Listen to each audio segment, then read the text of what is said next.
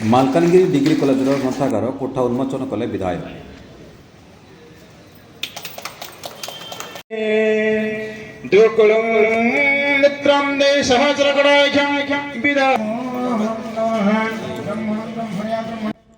ଆଜି Malkangiri degree college ପରିସରରେ ବିଧାୟକ ଶ୍ରୀ ନରସିଂହ ମାଡକାମୀଙ୍କ ଦ୍ୱାରା ନବନିର୍ମିତ ଗ୍ରନ୍ଥାଗାର ଉନ୍ମୋଚନ ହୋଇଯାଇଛି।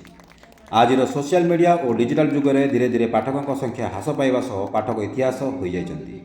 ଦୀର୍ଘ ବର୍ଷ ଧରି କଲେଜ ମଧ୍ୟରେ ଏହି ଗ୍ରନ୍ଥାଗାର ପାଇଁ ଦାବି ହୋଇ ଆସୁଥିବା ବେଳେ ଆଜି ତାହା ସଫଳ ହୋଇପାରିଛି। ବିଧାୟକ ମହାବିଦ୍ୟାଳୟରେ ପ୍ରଥମେ ଦୀପ ପ୍ରଜ୍ୱଳନ କରିବା ସହ ନବନିର୍ମିତ ଗ୍ରନ୍ଥାଗାରକୁ ଉଦ୍ଘାଟନ କରିଥିଲେ।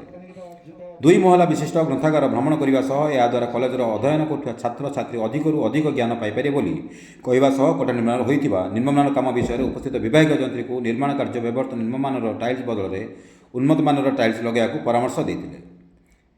ଆଜିର ଏହି କାର୍ଯ୍ୟକ୍ରମରେ ଜିଲ୍ଲା ପରିଷଦ ଅଧ୍ୟକ୍ଷା ସମୀରା ଟାଙ୍ଗଳ, ପୌର ପରିଷଦ ଉପାଧ୍ୟକ୍ଷା କବିତା ମହନ୍ତ, କଲେଜ ଅଧ୍ୟକ୍ଷ ଲିଙ୍ଗରାଜ ମିଶ୍ର, ସଂଯୋଜକ ରାଷ୍ଟ୍ରୀୟ ଉଚ୍ଚତାର ଶିକ୍ଷା ଅଭିଯାନ ଡକ୍ଟର ରଞ୍ଜନ କୁମାର ସ୍ୱାଇଁ ସମେତ ବହୁ ଅତିଥି ଉପସ୍ଥିତ ରହିଥିଲେ। ଆଗକୁ ଏଠାରେ ବିଭିନ୍ନ ପ୍ରକାର ବହି ପଢ଼ିବାକୁ କଲେଜ ଛାତ୍ରଛାତ୍ରୀ ପାଇବେ। ତା ସଙ୍ଗେ ସଙ୍ଗେ ଅନ୍ୟାନ୍ୟ ବୁଦ୍ଧିଜୀବୀ ମଧ୍ୟ ଏଠାରେ ରହି ସେହି ବହିକୁ ଅଧ୍ୟୟନ କରିପାରିବେ। ବହୁତ ଭଲ ସରକାରଙ୍କର ଏହା ନିଷ୍ପତ୍ତି।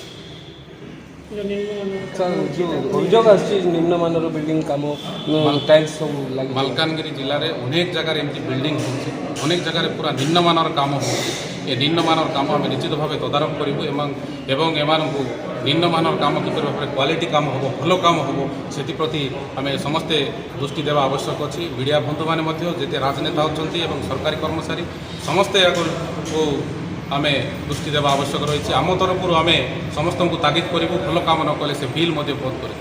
ନିଜେ ବୁଲିକି ଦେଖିଲେ କ'ଣ ଦେଖିଲେ? ନିଶ୍ଚିତ ଭାବେ ନିମ୍ନମାନର କାମ ହେଇଛି, ଆକୁ 5 ଦିନ ମଧ୍ୟରେ ଆକୁ ଠିକ୍ଠାକ୍ କରାଯାଉ ବୋଲି ମୁଁ ଜେଇଙ୍କୁ କହିଛି। ମାଲକାନଗିରିରୁ ବି ଶ୍ରୀନିବାସଙ୍କ ରିପୋର୍ଟ, ଜେଟ୍ ନ୍ୟୁଜ୍।